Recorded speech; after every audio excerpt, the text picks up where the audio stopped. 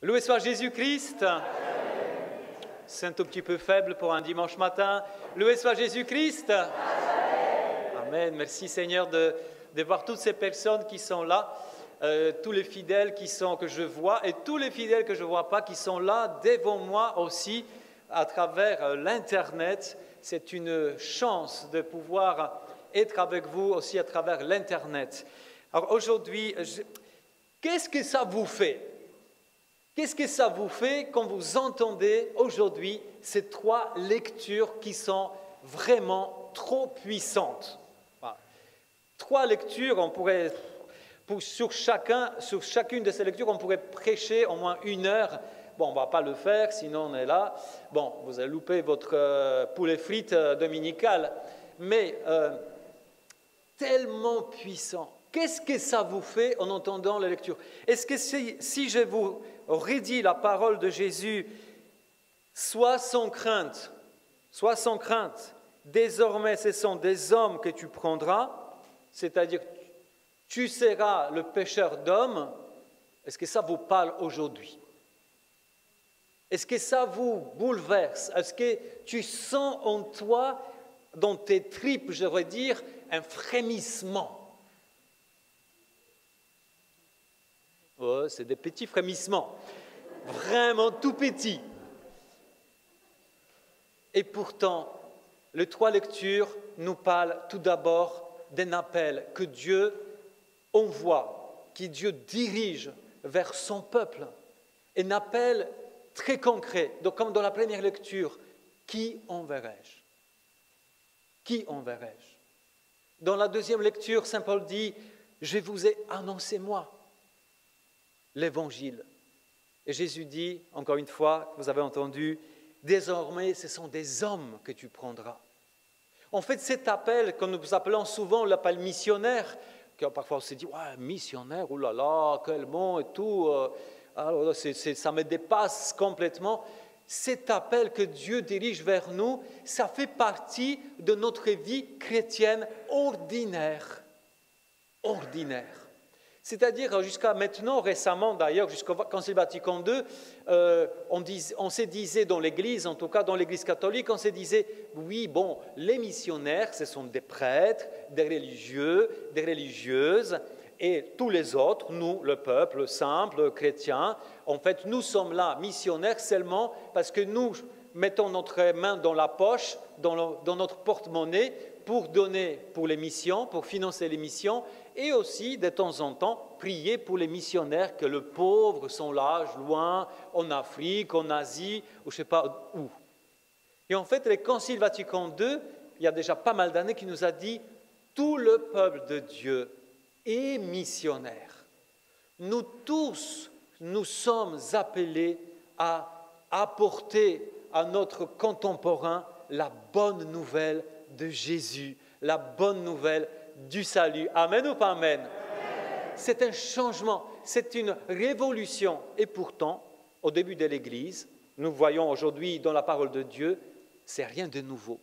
Alors si je vous dis, pourquoi c'est tellement important? Parce que si vous dites, je suis catholique, je suis chrétien, parce que je prie, parce que je vais à la messe dominicale, parce que j'essaye d'être bon avec mon prochain, surtout celui qui est dans le besoin, mais vous en mettez le côté, j'annonce, c'est Jésus, cet amour de Dieu qui dépasse toute chose à mon prochain. Ah oui, ça c'est pas mon truc. Eh bien, vous n'êtes pas encore pleinement chrétien. Ça va jusque-là. C'est tellement grave, c'est tellement important pour Jésus, pas pour Père Robert. Moi, je suis le porte-parole de Jésus. Je suis 3 fois rien, je n'invente rien, moi. Du coup, pour nous dire que le Seigneur attend quelque chose de particulier de notre part. Et si ces côtés-là, quand il est occulté, quand il est repoussé, oui, je ne suis pas digne, eh bien, il y a quelque chose de profond qui me manque. Ça me fait penser à des groupes de prière ou des paroisses qui ont bien commencé, qui ont fait beaucoup d'efforts pour la louange. Et quand le groupe de musique, ici Saint-Roch, Musique Team, est fantastique, c'est bien. Mais il y a d'autres paroisses, d'autres groupes de louanges qui ont fait ça. Et après, ces groupes qui ont après développé l'accueil de pauvres, c'est très bien.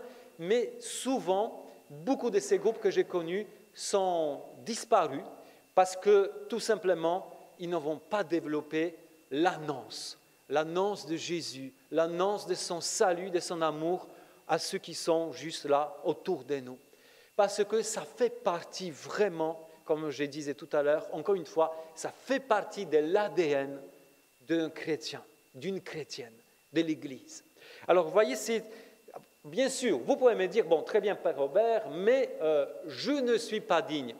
Génial, tu n'es pas digne. Ça fait partie de ce qu'on vient d'entendre, par 3 fois, incroyable, par 3 fois. La première lecture, c'est lui, le prophète Isaïe, il a la vision de Dieu, et c'est grandiose, c'est fantastique.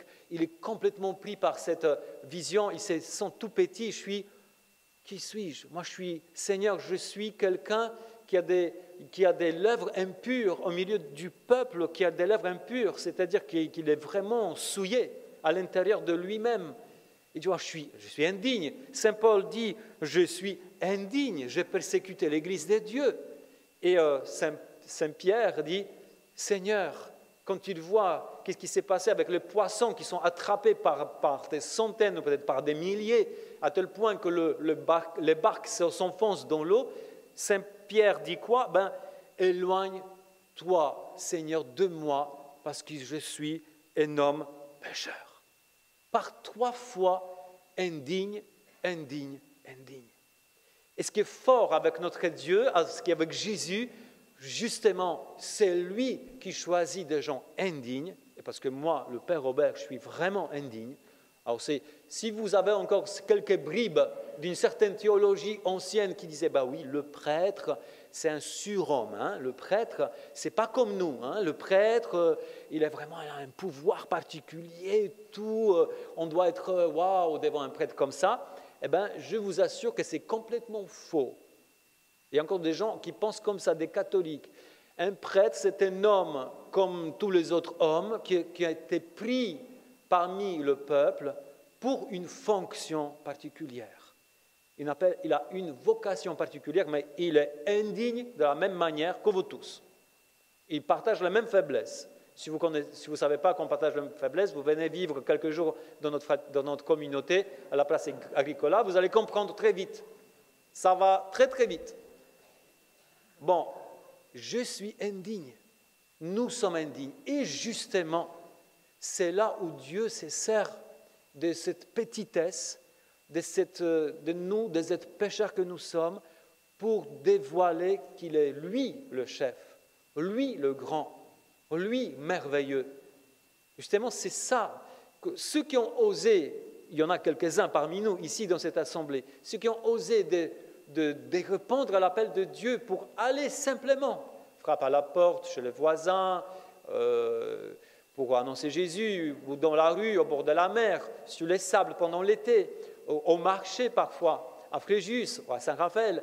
Ceux qui ont osé de faire ces pas, combien de fois on était surpris positivement que le Seigneur agissait à travers nous, alors que jusqu'à il y a 5 minutes, je n'avais pas envie, je me donnais coup de pied moi-même pour que non, je suis indigne, je suis pauvre, je ne connais pas grand-chose de Dieu, je ne connais pas grand-chose de la parole de Dieu, qui suis-je? Tous ces questionnements, je me donnais un coup de pied juste tout simplement pour faire un petit pas, pour sortir de son propre confort vers les autres. Et j'étais surpris parce que parfois, le Seigneur pouvait utiliser ma pauvre bouche, ma pauvre intelligence, pour dire des paroles qui touchaient tout simplement le cœur de l'autre. Ça m'a fait penser à ces moments d'évangélisation où il y avait c'était le soir, presque en face de l'église, sous la plage après juste, où on sommes sortis, on avait vraiment du mal. Hein. Franchement, on avait du mal à sortir, on était fatigués, il fait nuit et tout.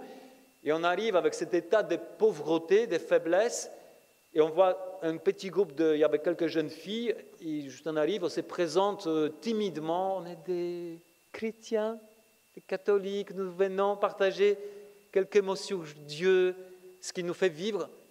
Et justement, une des filles qui dit, Mais c'est incroyable. Justement, je disais à ma copine il y a quelques instants que je ne suis pas baptisée, je ne suis pas chrétienne, mais ça me pose tellement de questions sur la foi chrétienne. Je disais à ma copine, mais qu'est-ce que je dois faire pour avoir des réponses? Qu'est-ce que ça veut dire d'être chrétienne? Mais justement, il y a quelques instants, et vous arrivez là.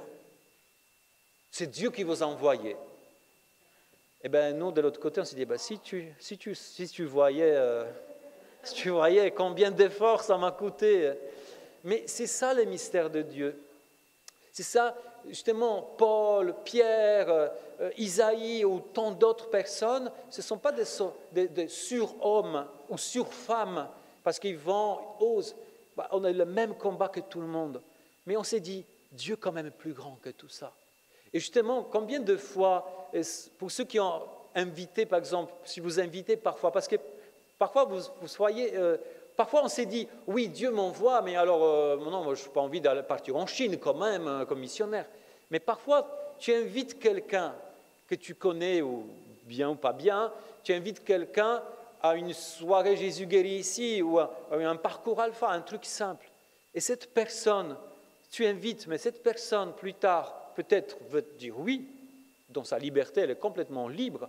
Peut-être elle va dire oui, et qu'est-ce que ça te fait à toi quand tu vois cette personne commencer à cheminer avec le Seigneur? Tu vois que son cœur, à un moment donné, peut-être elle est venue à un parcours alpha ou autre chose, et tu vois cette personne, tu es des côtés, tu es en admiration de quelle manière cette personne a raccroché avec Jésus, de quelle manière Jésus est en train de transformer sa vie de l'intérieur. Tu es là, c'est trop beau, et tu es un peu fier, tu dis, c'est grâce à moi. Enfin, ce n'est pas vraiment grâce à toi, mais parfois une invitation, ça peut apporter beaucoup de fruits. Et tout cela, ça passe encore une fois par ton être, par ton cœur, ton âme qui est indigne. Eh bien oui, nous sommes indignes. Et ça sera comme ça jusqu'à la fin du monde. Nous serons indignes jusqu'à la fin du monde. Il ne faut pas attendre que nous soyons, ça y est mon Père, je suis sans péché, ça y est, je connais toute la théologie, toute la philosophie chrétienne, tout ce que vous voulez, je peux sortir. Mais ça sera peut-être après votre mort. Mais jusqu'à votre mort, on sera toujours indigne et pauvre. Et merci Seigneur pour cela. Alors ces derniers temps, je me suis posé beaucoup de questions en ces sujets pour notre paroisse, pour tout ce qui vous venez ici. Je me suis dit, mais de quelle manière Jésus, qu'est-ce que tu veux de quelle manière nous puissions être vraiment pertinents, que nous puissions être encourageants pour notre société, mais aussi pour vraiment que nous puissions inspirer, pour que nous puissions transmettre ton amour là où nous sommes. De quelle manière, Jésus, tu voudrais que cette communauté puisse aller encore plus loin dans cette évangélisation. Et en même temps, au début, je me suis dit, on va voir quelle est notre société. Je commençais à étudier tout petit peu en regardant les statistiques. J'avais commencé à avoir la sueur froide sur mon front parce que j'ai découvert des choses du style, je vais vous citer quelques petits chiffres. Par exemple, 75% de jeunes aujourd'hui, le jeune jusqu'à l'âge de 30 ans, 75% de jeunes en France ne savent plus ce que veut dire l'Assomption. 3/4. Jusqu'à l'âge de 30 ans, c'est des jeunes, parfois des vieux jeunes. 75%. Après, il y a une autre statistique. Aujourd'hui, seulement 30% d'enfants en France sont baptisés. Seulement 30%. C'est-à-dire 70%, non, du tout. Après, on regarde un tout petit peu notre société qui est toute de plus en plus individualiste. Il y a tout un mouvement individualiste. On dirait il y a certains disent qu'on a passé de l'homme de religion pour finir à l'homme economicus. C'est-à-dire qu'on a passé d'un homme qui était religion, ça veut dire pas seulement spirituel, mais aussi un homme qui a tissé des liens avec les autres. Mais on arrive à cet homme qui voit que ses propres besoins. Moi, je voudrais, pour être heureux, je voudrais avoir une Tesla, une jolie maison et un bon compte en banque, et ça c'est bon. Et si les autres m'empêchent d'arriver à ces buts, les autres sont méchants. Parce que moi, je dois d'être heureux, et ce bonheur, c'est matériel, purement matériel. Et donc on devient de plus en plus individualiste. Moi, tout seul, et les autres, ce sont des ennemis. Il y a aussi le repli devant son écran. Vous connaissez ça, hein, je ne veux pas voir, mais en moyenne, en France, on passe, pas que des jeunes, hein, tout le monde, en moyenne, en France, on passe 5h30, 5h30 sur Internet tous les jours. Ce sont des chiffres, hein, c'est pas... Et du coup, quand on regarde des choses comme ça, on s'est dit, Seigneur, est-ce que vraiment tu m'as dit aujourd'hui de devenir pêcheur d'hommes? Est-ce que ça a un sens avec cette société-là? Eh bien oui, c'est un grand sens. Parce qu'en même temps que ce que je viens de vous dire, qui pourrait porter à une certaine dépression, pessimisme, en même temps, toujours dans la même étude, ce qui est incroyable, cette même étude, on nous dit qu'il y a des demandes. Il y a des demandes incroyables des hommes et des femmes de notre société. Des demandes qui ne sont pas forcément amenées et dirigées vers l'Église catholique ou vers Jésus, mais il y a des demandes qui rejoignent cela. Regardez, par exemple, il y a la demande psychologique. La demande psychologique, c'est que les Français demandent, depuis les dernières 15 années, de plus en plus de l'aide des psychologues. Le métier de psychologue a explosé en France. Et du coup, on disait qu'en l'an 2000, 5% des Français suivaient une psychothérapie. En l'an 2020, 30%. Et quand on demande ces Français pourquoi la psychothérapie, ils vont vous dire les raisons, c'est soigner la dépression, mais aussi avoir une réponse au sentiment de mal-être, avoir une réponse pour les problèmes familiaux, ou bien avoir une consolation par rapport à un décès d'un proche. Et franchement, au moins 3 des 4 besoins, en fait, Jésus vient, touche le cœur, il peut combler au moins 3 de ces besoins. Au moins 3. C'est incroyable, c'est-à-dire que, alors que d'un côté, on peut être pessimiste, mais de l'autre côté, on voit bien que ces gens-là, quand ils ne connaissent pas Jésus, bien sûr, le psychologue, ce n'est pas mauvais, mais les psychologues ne sont pas des dieux. Eh bien, là, en même temps, beaucoup de gens, au moins 30% de notre société, peut avoir des réponses incroyables, des guérisons intérieures, incroyables, grâce à Jésus. Ou bien aussi de nouvelles expressions, aujourd'hui des demandes spirituelles. Alors d'un côté, bien sûr, 75% des jeunes, etc., ne savent pas qu'est-ce qu'est l'Assomption, mais en même temps, il y a un Français sur 2 qui s'est dit en quête spirituelle. 50% des Français s'est dit en quête spirituelle, incroyable. Eh bien, ou bien ces gens-là, ils se disent, alors c'est toujours l'étude, hein, ils disent, qu'est-ce que ça veut dire pour la quête spirituelle? Je veux savoir quel est le sens de la vie, ou bien est-ce qu'il y a la vie après la mort? Mais le Christ donne des réponses claires. Le Christ donne des réponses claires et lumineuses qui vont droit au cœur.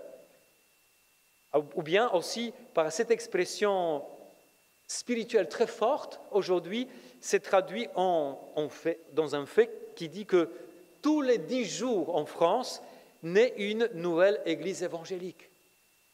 Tous les 10 jours ouvre porte une nouvelle église. Ah bon, bien sûr, ce sont des petites églises, hein, c'est pas tout, il ne faut pas s'imaginer un grand bâtiment, mais quand même. Alors qu'est-ce que les gens cherchent dans ces églises évangéliques? Ils ont dit une religion tournée vers la personne, réalisation de soi-même, guérison, vivre émotion dans ces églises. Le cadre est aussi assez strict et souvent assumé, c'est-à-dire la foi est vraiment, vraiment vécue d'une manière forte. La vie sociale est bien organisée, soudée dans ces églises. Il y a aussi, mais tout cela, je me suis dit après tout cela, si notre paroisse, notre communauté pourrait donner des réponses claires, joyeuses, concrètes à ces gens qui sont en recherche, est-ce que l'appel de Jésus qu'on a entendu aujourd'hui, soyez sans crainte, désormais vous serez des hommes que vous allez prendre, est-ce que cet appel n'est pas pertinent? en voyant les besoins de nos contemporains, des besoins concrets, est-ce que cet appel n'est pas pertinent? Je vous demande de réfléchir, je vous demande vraiment que, je voudrais que cet appel de Jésus aujourd'hui soit plus fort que les autres années, plus fort que les autres siècles, les autres époques de christianisme, parce que les autres époques étaient plus faciles à vivre, parce que la société elle-même était chrétienne. Aujourd'hui, elle est post-chrétienne, ou si vous voulez, pré-chrétienne en France. Mais pour cela, pour que les gens puissent être touchés par l'amour de Jésus, par son salut, nous avons besoin de gens comme vous et moi, des chrétiens qui approfondissent leur foi, qui connaissent un peu mieux la parole de Dieu et qui puissent répondre à ces questionnements de nos contemporains, peut-être de vos enfants, peut-être de vos petits-enfants. Eux, ils sont parmi ces gens-là. Ça me fait penser, et je vais finir avec ça, je ne sais pas combien de temps je prêche, mais ce n'est pas grave, celui qui aime ne compte pas. En fait, ça me fait penser à ces jeunes prêtres qui s'appelait Ratzinger, Joseph Ratzinger, qui est devenu le pape Benoît XVI plus tard. Ce jeune homme, en 1969, à la radio dans son pays, en Allemagne, il était invité pour répondre à des questions, pour parler du christianisme. Vous savez que les années 68, 69 et tout ça, en Europe occidentale, c'était des années, ça secouait, hein, si bien la société que l'Église. Eh bien, ces jeunes prêtres, ils répondaient, ils disaient ce que nous appelons aujourd'hui la prophétie de Ratzinger. En fait, ce qu'il a dit à la radio, quand on relit ces paroles après 50 ans aujourd'hui, on s'est dit « Waouh, on est en plein dedans ». Et en fait, il disait des choses, je voudrais vous dire juste une seule chose qu'il a dit à l'époque. Il voyait déjà le chamboulement qui s'est passé dans l'Église, les gens qui quittaient l'Église, et il disait ceci, « Un jour viendra où cette Église appauvrie, petite, mais pleine des ailes, cette Église va rayonner sous les autres dans la société. Un temps viendra, il disait, où les gens qui ont été tellement déçus par leurs recherches, par leurs expériences multiples dans la société, ils vont se tourner vers les chrétiens parce qu'ils vont se dire, peut-être eux, finalement, ils ont la réponse à nos besoins, à nos questionnements. Je me dis, c'est la vérité, à condition que les chrétiens que nous sommes capables à répondre à leurs questionnements. Il ne s'agit pas seulement d'être chrétien, tout simple, mais il s'agit d'être capable de savoir des réponses.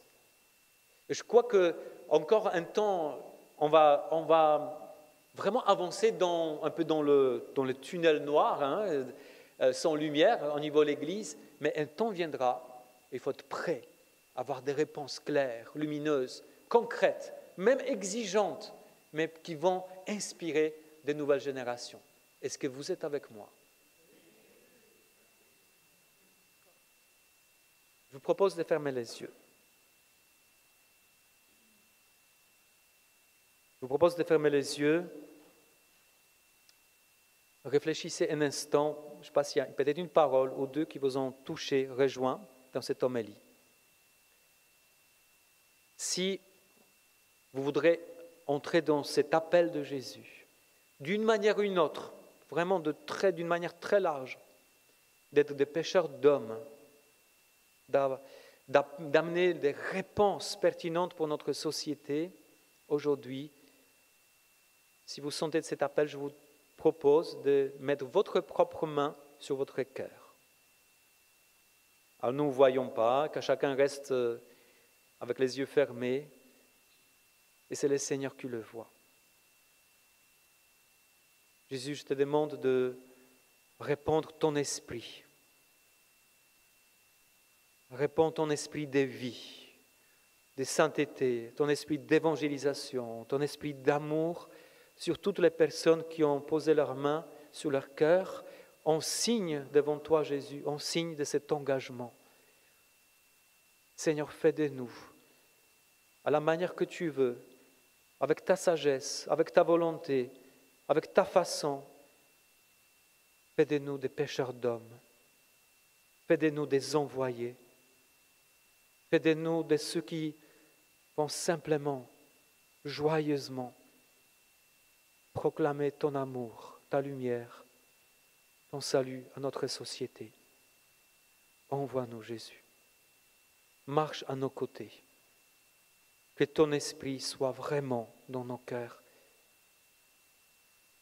Amen.